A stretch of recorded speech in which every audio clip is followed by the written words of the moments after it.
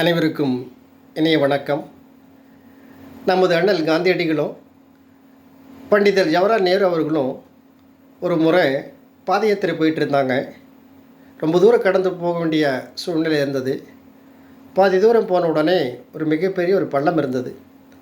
அந்த பள்ளத்தை எப்படி கடக்கணும்னு சொல்லி ரெண்டு பேருமே யோசனை பண்ணிகிட்டு இருக்கும்போது நேரு அவர்கள் பின்னால் சென்று என்ன பண்ணார், வேகமாக ஓடி அந்த பள்ளத்தை கடந்துட்டார். அப்புறம் காந்தியடிகள் யோசனை பண்ணிவிட்டு எப்படி தாண்டணும்னு சிந்தித்தார். அப்புறம் பக்கத்தில் ஒரு மரப்பலகை இருந்தது.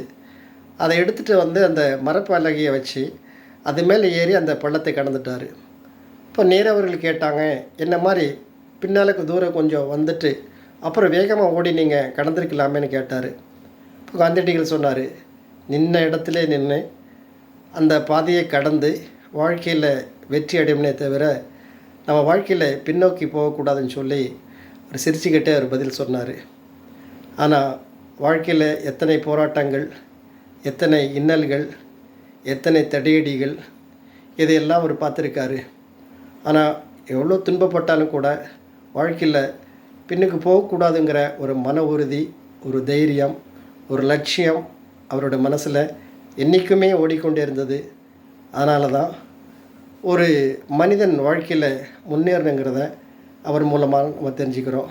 நம்முடைய வாழ்க்கையிலையும் பின்னோக்கி போகக்கூடாதுங்கிறத லட்சியமாக இருந்தானா ஒவ்வொருடைய வாழ்க்கையிலையும் கண்டிப்பாக வெற்றி அடைய முடியுங்க.